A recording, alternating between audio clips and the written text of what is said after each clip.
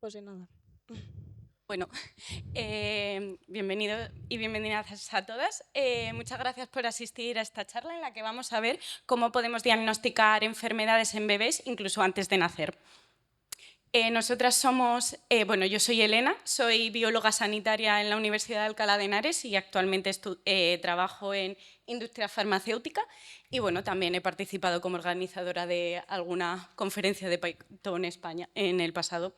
Y yo soy Marina, soy ingeniera biomédica y con un poco de suerte este curso 2025-2026 seré doctora en biofísica y bioingeniería, esperemos que sí. Y desde hace un año y medio soy secretaria de la Asociación Python España y también organizadora en este tipo de eventos. Bueno, este es el índice que vamos a seguir. Primero vamos a introducir, porque esta charla es para gente que no tenéis que tener conocimientos previos, entonces vamos a ver los conceptos básicos, qué es el diagnóstico prenatal y luego un caso práctico de este. Por último hablaremos de cómo podemos hacer que esto llegue a la población y aparte de las aplicaciones que hay hoy en día. Y por último, preguntas y respuestas. Ok, primero de todo, conceptos básicos. ¿Cómo podemos diagnosticar enfermedades antes del nacimiento? Pues se puede hacer con la genética. ¿Qué es la genética? Siguiente. La genética es la rama de la biología que busca comprender y explicar cómo se transmiten los caracteres de generación en generación, básicamente porque nos parecemos a los miembros de nuestra familia biológica. Para esto tenemos varios elementos en el que, pues, si hacemos zoom en nuestro cuerpo, encontramos una célula, que si hacemos más zoom encontramos que dentro están los cromosomas. El número de cromosomas varía dependiendo de la especie. En el caso de los humanos tenemos 23 pares de cromosomas, 46 en total, y si hacemos más zoom en ellos encontramos los genes. Si hacemos zoom en ellos, vemos que los genes están compuestos por ADN. ¿Y qué es el ADN? Pues no es más que una secuencia de 4 letras, adenina, que se representa con la A, que siempre va ligada a timina, que se representa con la T, guanina, que se representa con la G, y citosina, que se representa con la G.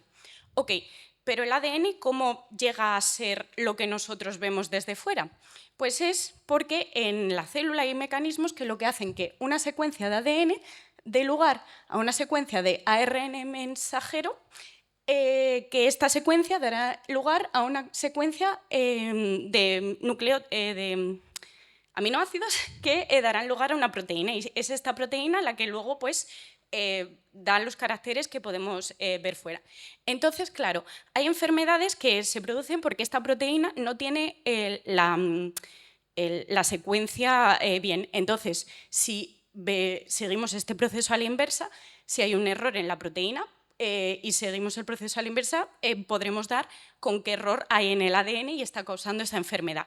¿Vale? ¿Y cómo podemos hacer esto? Pues os presento lo que vamos a usar en este caso práctico, que son las tecnologías de secuenciación, que son métodos y técnicas bioquímicas que permiten determinar el orden de estos nucleótidos. Hay diferentes técnicas, pero todas básicamente se basan en los siguientes 3 principios, que es que rompen la cadena de ADN, luego utilizan técnicas analíticas para ver qué nucleótidos hay en esos trozos de ADN y luego se ensambla la cadena de ADN en el orden correcto y de esta manera pues tenemos la secuencia original. Como he dicho, hay varias técnicas, han evolucionado con el tiempo y la manera en la que cada una de ellas hace cada uno de estos pasos es diferente, pero bueno, en general todas funcionan de esta manera. Una vez tenemos esta maravillosa introducción sobre la genética, creo que todas estamos en la misma página, ya sabemos lo que es una mutación, ya sabemos lo que es el ADN, ya sabemos técnicas de secuenciación, bueno, un poquito de pinceladas de todo esto.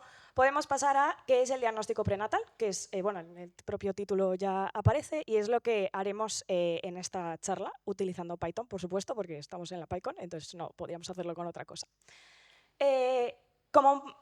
Para daros un poco de contexto, existen alrededor de 6.000 enfermedades genéticas y aquí os dejo unos datos para que tengáis un poco cifras, y es que el 10% de la población sufrirá una enfermedad genética a lo largo de su vida. Si nos fijamos específicamente en neonatos, que es un poco de lo que va la charla, el 4% de los neonatos porta una enfermedad genética. Y de las muertes que se dan en estos neonatos, el 21% son debido a estas enfermedades. Entonces, existe claramente una problemática que hay que abordarla de alguna manera. Nosotras nos centramos en el diagnóstico prenatal de estas enfermedades, para así poder saber un poco más si ese neonato, ese bebé, tendrá una enfermedad genética. Entonces, este diagnóstico prenatal no es más que la identificación de estas enfermedades genéticas antes de que ocurra, de que se dé el nacimiento, y no se realiza en todos los casos de embarazo, sino que se realiza en esos casos que ya haya causas, mutaciones en los progenitores, o ya sea porque tienen una edad avanzada para lo que podría ser un embarazo, porque hay enfermedades genéticas en hijas ya existentes, o porque hay indicios en las pruebas, en los resultados de otras pruebas clínicas. Tenemos varios tipos de diagnóstico prenatal, varias formas de realizar estas pruebas. Hay técnicas no invasivas, técnicas invasivas, y cada una nos dará como resultado varios parámetros. Tenemos, por ejemplo, el más típico, que es el ultrasonido, que son las ecografías, que lo que va a permitirnos es ver defectos a simple vista en el feto. Otras son más, están más enfocadas en lo que es la genética, nos darían mutaciones del ADN, como el ADN fetal. Otras invasivas, como la amniocentesis, nos darían defectos en cromosomas. Ya digo, hay un montón. Aquí, bueno, es un pequeño esquema, seguro que hay más. Simplemente es porque vierais un poco una imagen general de que hay varios tipos, y cada una nos da un resultado en específico. Nosotras nos vamos a centrar en el ADN fetal y las vellosidades coriónicas, porque son las dos que nos permiten ver mutaciones en el ADN, que es lo que nos interesa para luego hacer nuestro diagnóstico genético. Lo vamos a ver en un segundo. Entonces, el workflow a seguir, el flujo de trabajo a seguir en este diagnóstico prenatal, sería una vez hecha esa prueba, esa amniocentesis, en este caso las que nos dan mutaciones, las vellosidades coriónicas o el ADN fetal, lo que haríamos es, en laboratorio, extraer el ADN de esa muestra para luego prepararlo, que no es más que ponerle una serie de cadenas bioquímicas al principio y al final para luego poder leerlo, para en la maquinita de secuenciación que lo vamos a leer, que esa maquinita sepa dónde empezar a leer y dónde acabar de leer. Una vez tenemos estas cadenas de ADN del feto preparadas, lo metemos en esta maquinita de secuenciación que mencionaba mi compañera Elena, y es esta máquina la que nos dará esa cadena de letras, esas A, C, T, Gs que mencionaba Elena, de nuestro ADN de la muestra. Y es con esta cadena de ADN con la que podremos hacer el análisis, en el que hay dos pasos principales, entre otros, pero no vamos a entrar ahora en bioinformática y cosas. Simplemente dos pasos básicos, que son primero el alineamiento, que no es más que coger nuestra secuencia que nos ha dado la maquinita y compararla con una de referencia, y con esto identificaremos las variantes, es decir, las mutaciones que hay en ese ADN del paciente, gracias a que tenemos una de referencia con la que la podemos comparar. Ahora sí, ya tenemos toda la teoría, ya podemos pasar a ese caso práctico con Python, en el que vamos a hacer un caso de diagnóstico prenatal usando efectivamente Python.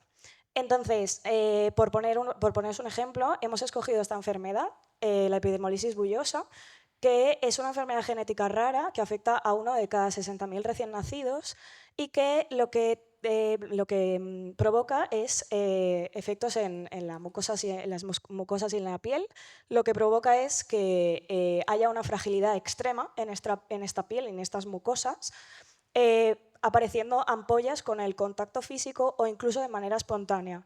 Y es por eso que a lo mejor os suena también esta enfermedad como piel de mariposa, porque estos niños y niñas tienen la piel tan frágil que parecen las alas de una mariposa.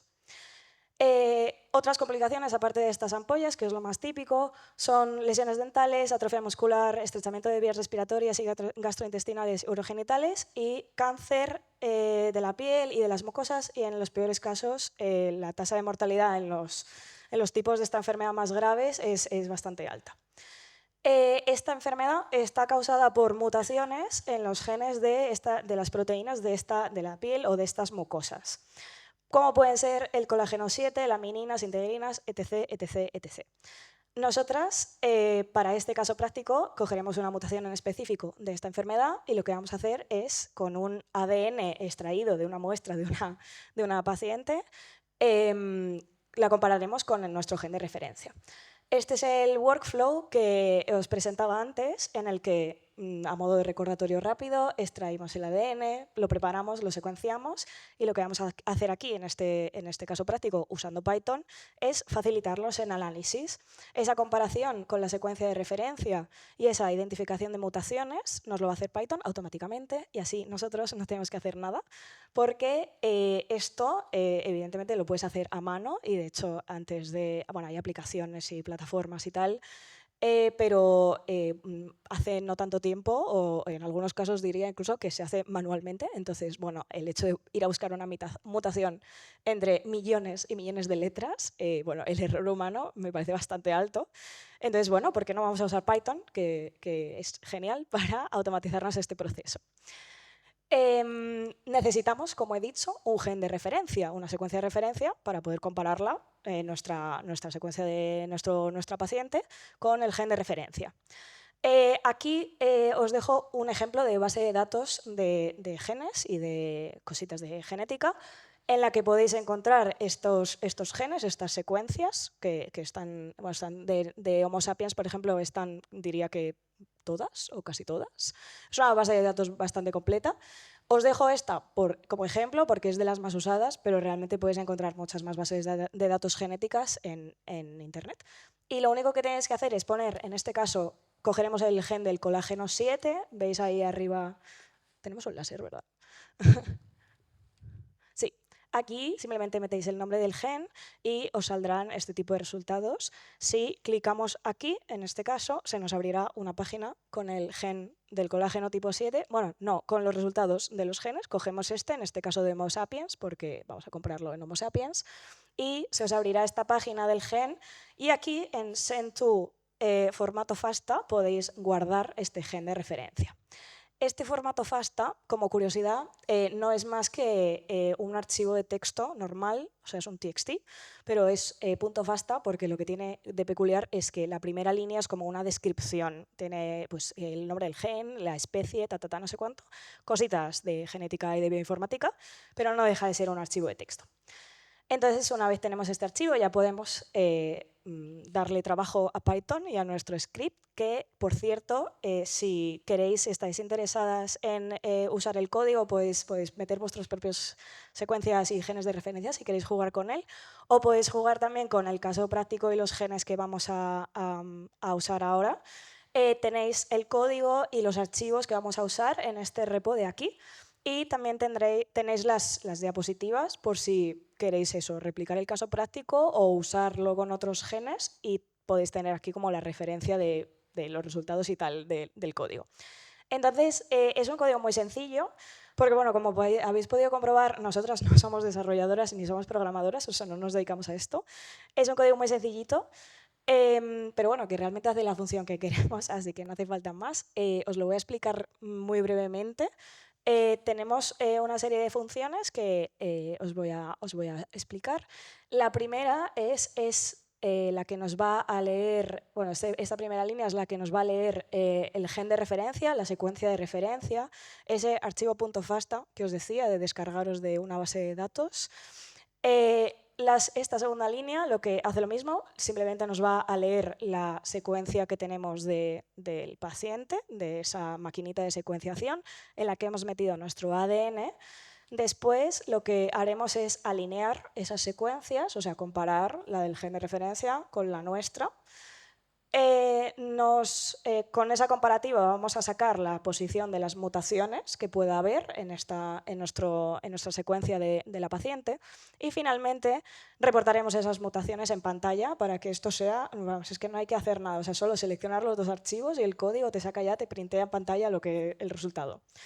Entonces, la primera función, la de leer las secuencias de un archivo, es súper sencilla, simplemente Esta es una librería que lo que hace es, para que sea todo user-friendly, no haya que pegar paths ni nada en el código, abre una pantallita, una ventana emergente y tú vas a tu carpetita y clicas y ya así se selecciona el archivo. Y lo que va a hacer es leer este txt saltándose la primera línea, que como he dicho es una pequeña descripción, no nos interesa realmente, o sea, nos interesa lo que es la secuencia, entonces la primera línea de descripción se la salta. Y después los archivos .fasta tienen la secuencia, pero con puntos y aparte. Entonces, bueno, para no liarnos ni hacer que el código se vuelva loco por lo que sea, pues vamos a quitar estos puntos y aparte. Vamos a dejar la string sin puntos y aparte. Vamos a sustituir estos puntos por nada. Y así tenemos toda la secuencia seguida en una string seguida. Más allá de esto, tenemos después la del alineamiento de secuencias, que simplemente lo que hace es comparar la secuencia del paciente con la de referencia, o sea, a posición por posición, y va comparando si son iguales o no. Al final tenemos pues, todas las posiciones, o sea, true o false, si son iguales o no son iguales. Ese es el resultado que tenemos de esta función. Y con este alignment, con este alineamiento, con esos valores verdadero o falso de si son la misma letra, el mismo nucleótido o no, lo que hacemos es sacar esas posiciones en las que no machean y tenemos así las posiciones de las mutaciones. O sea, esa comparativa, sacamos las que no son iguales y las guardamos en este mutation positions. Finalmente, como he dicho, reportamos estas mutaciones, algo muy sencillito, ya lo printeamos en la pantalla. Veremos la posición de la mutación, la letra original que hay en la secuencia de referencia y la letra que tenemos en ese lugar en la secuencia del paciente. Entonces, si volvemos a nuestro caso práctico, a ese caso de epidermolisis bullosa, hemos escogido este tipo, el de distrófica recesiva, porque es un tipo de hecho bastante grave y tiene mutaciones muy localizadas. Entre otras, está causado por una mutación en este gen del colágeno 7, en el que en la posición 6591, en vez de una T, hay una C. O sea, para que veáis el poder del hecho de que simplemente cambie una unidad de letra, ya tenemos esta condición en los niños y niñas que sufren esta enfermedad. Entonces, para que lo veáis esquemáticamente, si este es nuestro gen del colágeno tipo 7 original, aquí veréis el mutado, que parece que es lo mismo, pero si os fijáis en esta posición de aquí, esto sería la T en el gen original y esto la C, que se cambia en el gen mutado. Efectivamente, ahí estaba. Aquí os dejo el segmento de los genes originales. Esto está sacado, es un pantallazo directamente de esos archivos .fasta que vamos a decirle a nuestro código que use. Y aquí podéis ver esa posición 6591 en el que en el gen original tenemos una T y en el gen mutado tenemos la C. Entonces, si nosotros vamos a Python con nuestro script que os he enseñado antes, le seleccionamos este archivo del gen de referencia y este archivo del gen mutado, lo que nos aparecerá en pantalla será esto de aquí, en el que efectivamente, sorpresa, en la posición 6591, en vez de una T hay una C. Ya lo he dicho antes, esto realmente pues, nos puede ahorrar mucho tiempo de que tú tengas que ir manualmente a tu secuencia del paciente a ver la posición 6591, donde a ver si hay una C en vez de una T. Y también podemos encontrarnos con una sorpresa y es que no solo encontremos la mutación que estábamos buscando, sino que encontremos esta otra. Puede ser que nos encontremos que hay otras posiciones que también están mutadas. Entonces, os planteamos también este código tan sencillito, no solo para ahorrar tiempo a este médico de este diagnóstico genético, sino también, pues quizá en este neonato, este feto en particular, no solo porta la mutación de la epidermolisis bullosa, sino que quizá está portando también la mutación de otra enfermedad. Entonces, ya digo, si un clínico o una clínico va específicamente manualmente a encontrar la posición 6591, a mirar lo que hay, vale, sí, en este caso verá que hay está la mutación de la epidermolisis bullosa, pero en ningún momento se va a poner a comparar una a una todas las otras letras y nunca encontrará que en la 884 hay otra mutación que quizá también es patológica, que quizá también da lugar a otra condición. Ok, pues ahora vamos a ver cómo podemos hacer que esto llegue a la población y para ello vamos a hablar de la regularización, sobre qué ley se rige estos métodos. En este caso estamos hablando de un diagnóstico in vitro y estará regulado por este reglamento en la Unión Europea. Dependiendo del territorio habrá un reglamento u otro, pero bueno, en este caso pues, es este de la Unión Europea porque es un producto sanitario. Esta regulación lo que hace es clasificar los productos sanitarios para diagnóstico in vitro en 4 categorías, dale a todos, en las cuales bueno, pues serán de más a menos según el riesgo individual y el riesgo público que el diagnóstico supone. Cuanto menos sea el riesgo individual y público, pues menos estrictas serán las regulaciones y cuanto más sea el riesgo, pues mayores. En nuestro caso, todos los métodos estarán dentro de estarán regulados por las 2 regulaciones más estrictas, sobre todo dependiendo del método que tengamos de extraer esa muestra. Vale, y ahora estáis pensando, ok, entonces ya tenemos el código, tenemos la teoría, también tenemos la regulación, entonces simplemente tengo que ir y ya puedo vender esto, ¿no? Pues no. Más que nada porque estamos tratando con genética. ¿Cuál es el problema de la genética? Es un campo todavía en desarrollo, cada día se descubren nuevas cosas y muchas veces la información puede llegar a resultar contradictoria para gente que no es experta. Y es por eso que siempre que tratemos con datos genéticos tenemos que consultar a un genetista para que nos asesore genéticamente. Los asesores genéticos son profesionales que tienen conocimiento de genética, tienen las últimas novedades de la genética y entre sus funciones está explicarte esa información de una manera clara y comprensible y de esta manera ayudarte a formarte una opinión y una decisión con respecto a lo que ese diagnóstico supone para ti o, en este caso, para tu bebé. Siguiente. También eso ayuda a tomar decisiones informadas y también ofrecen seguimiento psicológico, no tanto como un terapeuta, pero sí que pueden referirte a profesionales que estén preparados para lidiar con un diagnóstico específico, tanto tuyo como de tus familiares. Ok, pero ahora este caso que os proponemos es simplemente un ejemplo de lo que se puede hacer con Python. ¿De verdad la genética se usa en la clínica? Pues sí, pero con limitaciones.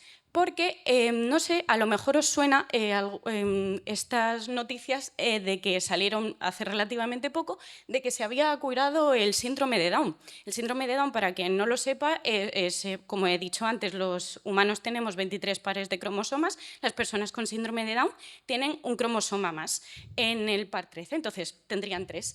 Entonces, claro, cualquier persona que lo vea dice, pues han encontrado una cura para el síndrome de Down. Bueno, primero que todo,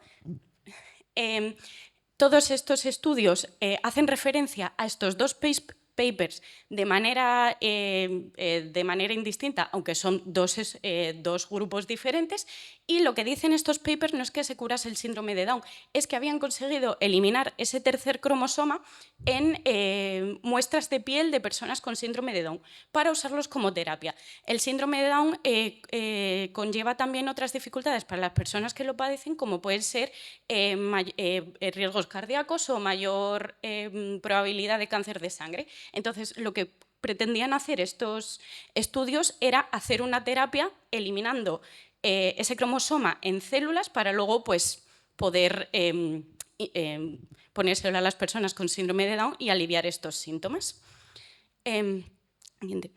Pero claro, esta información es muy potente porque si podemos eliminar cromosomas, si podemos eliminar genes como nos dé la gana, tiene un potencial bastante peligroso.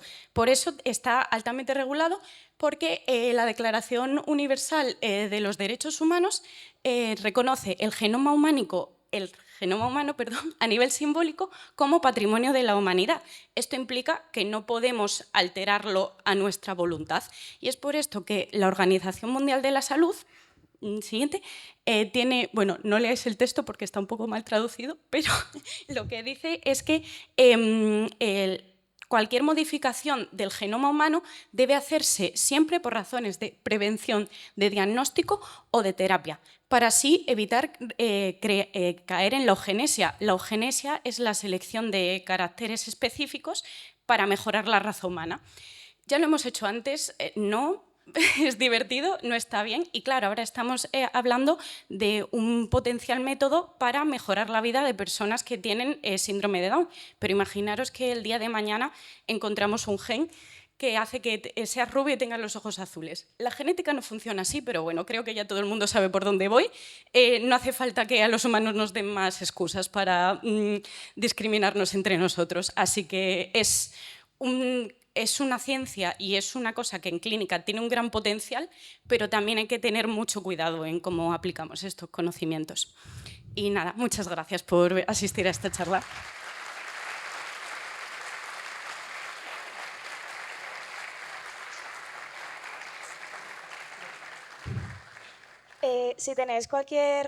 Si podéis contactarnos por cualquiera de estas redes sociales, y si tenéis cualquier pregunta, pero por lo que sea os da corte o os tenéis que ir o lo que sea, estaremos por ahora fuera, podéis charlar con nosotras, o estaremos aquí también luego y mañana.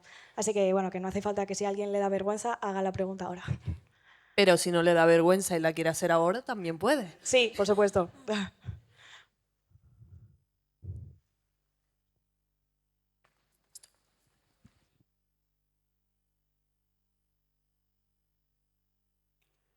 Sí, yo curiosidades, porque no entiendo mucho de biología. ¿Todas las personas tenemos mutaciones? Porque en un momento has dicho, hay mutaciones que dan lugar a enfermedades y otras no. Entonces entiendo que todas las personas, cuando nacemos, todos tenemos mutaciones. No hay nadie que tenga el código ese que coge y demuestra, que tampoco sé de dónde sale. Tampoco entiendo cómo ese es el perfecto, entre comillas, y por qué se utiliza. Son dos preguntas, pero están relacionadas. Sí, todas las personas tenemos mutaciones. De hecho, ahora mismo en tu cuerpo se están produciendo mutaciones. Lo que pasa es que tu sistema inmune también se encarga de mantener a raya aquellas mutaciones que son peligrosas. Pero la cosa también es que ese flow que he dicho, que del ADN pasamos a una secuencia en una proteína, cada secuencia de ADN da lugar a un aminoácido en una proteína, pero este aminoácido no solo se codifica con esa secuencia de letras, sino se puede llegar al mismo aminoácido con varios aminoácidos, lo que forma la cadena de proteínas, se puede llegar por varias secuencias. Entonces, puede darse que tengas una mutación, pero que eso no afecte al aminoácido que luego da en la proteína, entonces esos son lo que se llaman mutaciones silenciosas. El ADN de referencia, si no me equivoco, básicamente se secuenció el ADN de una persona sana y es lo que tenemos como referencia de ADN. Sí, o sea, no recuerdo el año, hace un tiempo, se hizo este proyecto de genoma humano en el que se quería secuenciar todo el ADN de nuestra especie. Y sí, no recuerdo si era una persona solo o si se hizo no creo que se hiciera de varias, fue de una persona. Seguramente, no sé, de alguna persona de este proyecto, pues se le eligió como, vale, pues secuencia tal. Entonces, en estas bases de datos tenemos ese genoma completo pues para estos estudios bioinformáticos. Pero es verdad lo que tú dices, que claro, no es realmente el ADN perfecto, o sea, era el ADN que se cogió esa persona para secuenciar y para tenerlo como de referencia en ese proyecto. Pero sí. Vale, muchas gracias. Aquí hay otra pregunta. Hola. No es una pregunta, es una reflexión. Para el tema de farmacia, las prescripciones, también se están haciendo genotipos, ¿vale? Porque dependiendo del genotipo del paciente, el fármaco actúa de una manera o de otra. Entonces, a lo mejor no nos tenemos que ir a curar enfermedades que en sí son más complicadas, pero sí el tema de la farmacopea pues, puede tener mucha más efectividad con el genotipado de determinados pacientes. Sí, totalmente. De hecho, bueno, a mí me parece una rama muy interesante porque es verdad que dependiendo de esas mutaciones que tengamos cada uno, sí que nos pueden hacer más efecto unos fármacos u otros, o efectos adversos también. Hasta donde tengo entendido, se utiliza también para ver ese potencial tanto bueno como malo. Entonces, sí, realmente me parece muy útil. Sí, es una de las aplicaciones. No solo se hace también con fármacos, sino también con alimentación en general. Uno de los, bueno, en el futuro ideal la medicina sería totalmente personalizada en función de todo tu ADN, todas tus características. Pero bueno, sí, todavía queda tiempo para ello, pero no solo es con los fármacos, también es con la alimentación, incluso hacerte dietas personalizadas en función de tu ADN y cómo metabolizas los alimentos. Gracias. ¿Alguien más tiene alguna pregunta?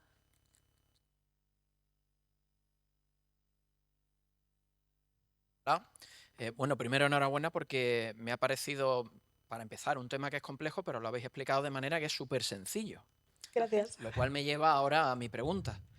Al final el problema parece que es comparar una cadena de texto de una persona que es posible que tenga una enfermedad o no, para compararla con un patrón de un tal John Smith, no sabemos quién es exactamente, Seguramente, sí. de referencia.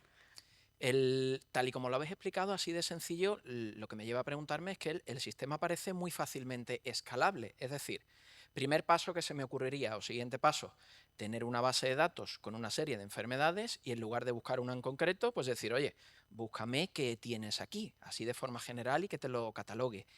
Entiendo que ese paso pues ya se estará dando. Lo que quería preguntaros es, ¿cuál es el futuro de esto? O sea, esto es un primer paso, ¿qué viene después, según vuestra experiencia u opinión? Bueno, nosotras no nos dedicamos a la genética en realidad, pero nos gusta mucho hablar de ello. Lo que tú comentas, sí, me parece una opción súper viable. Nosotras queremos mantener, o sea, esto no son congresos de genética ni biología, entonces nos gusta mantener las charlas así simples y es verdad que en la realidad nunca va a ser tan sencillo como mirar una letra y, vale, está mutada, hay una enfermedad. Cogemos este caso de epidermolisis bullosa en concreto porque es solo una letra, es sencillo, pero partimos de que primero las mutaciones, la mayoría no son solo una letra que cambia, sino que son o varias letras o que son sustituciones, se acorta el ADN, se alarga el ADN, entonces no sería un código tan sencillo como este, pero bueno, se podría adaptar. Y que luego también lo que decía la compañera, cada uno también tenemos mutaciones que pueden ser silenciosas o, bueno, porque simplemente todos somos diferentes, que no tienen por qué dar una enfermedad. Entonces, realmente el hecho de que toda la biología y la genética sea algo tan controlable y tan comparable no es realista. O sea, la biología es algo muchísimo más complejo y la medicina es algo muchísimo más complejo que simplemente es eso, como este caso práctico es real, pero es súper simplificado. ¿Se podría escalar? Por supuesto. Realmente el futuro de esto, pienso, o sea, este tipo de herramientas ya se usan en la clínica. Nosotras lo hemos querido aquí mostrar con Python en un código sencillito, pero bueno, hay plataformas que ya te ayudan a esta identificación de mutaciones, de variantes, y por detrás asumo que es que funcionan, pues eso, con una base de datos y que te dicen, vale, esta mutación en este gen, posibilidad de esta enfermedad. De hecho, esto es lo que hacían las empresas estas de el 23andMe, Sí, o sea, herencia y de antepasados y todo esto. Sí, la empresa 23andMe que te secuencia el ADN y te dice tus ancestros y también te dice ciertas enfermedades que son más... Es lo que hacen, comparar el ADN. Pero eso también, esa es la crítica que quería yo hacer aquí, porque a ti una empresa te puede decir, bueno, ya no lo de los ancestros, lo de las enfermedades, te llega una carta, no, es que tienes un 2% más de probabilidades de padecer cáncer de mama. Vale, pues a ver, tú ya te quedas pensando, soy un poco más probable de tener un cáncer de mama, pero la cosa es que mañana va a salir un estudio que ese 2% es 30 y a lo mejor mañana sale un estudio que cambia mucho. Entonces ya se hace, pero no es tan sencillo para pasarlo al público así sin más. Sí. Bueno, ¿queda alguna pregunta más? Da tiempo de una, si alguien se anima. Lamento hacer un comentario y una pregunta, pero no he trabajado en genética, a ver si he trabajado en radiología. Mis compañeros trabajaban en cosas de farmacogenómica y en farmacogenómica sí que se empieza a utilizar mucho, por ejemplo, el análisis, por ejemplo, en cáncer de mama del gen concreto que tienes para saber qué medicación es más efectiva en el caso de la quimio que necesitas para el cáncer de mama. Y hay muchos análisis estadísticos de qué medicaciones son, no se hace tanto como los genes del BRCA1 o el BRCA2, pero sí qué medicaciones son más efectivas, por ejemplo, no sé, para una enfermedad concreta que tengas y que en algunas, digamos, países o determinadas poblaciones, mujeres que no están tan estudiadas o de diferentes continentes, tienen más efectividad que otras medicaciones. Y luego el genoma de referencia, hay un consorcio que es el consorcio del genoma de referencia humano, que de hecho va sacando versiones y patches todos los años con análisis estadístico. Claro, antes valían millones de dólares secuenciar un genoma o un ADN, y hoy en día sí que se van agregando miles y miles y se va haciendo una media estadística, y cuando se sacan los ficheros FASTA con las diferencias de las mutaciones, tienes que decir sobre qué genoma base estás utilizando, ¿no? La versión 38, parche 5 del año 2012, que es la que tiene, no sé, 10.000 humanos o lo que sea, pero sí van sacando revisiones. Sí, sí. Gracias, porque es que Gracias, la verdad sí. no lo sabíamos, porque lo dicho, no nos dedicamos a esto. Esto es simplemente un ejemplo de que sepáis que se Sí. puede hacer una cosa relativamente sencilla, aunque luego la aplicación en la realidad lleva muchísimo más. Tienes que tener muchas más cosas en cuenta. Bueno, muchas gracias otra vez a nuestro patrocinador y sobre todo a nuestras ponentes. Apropiado.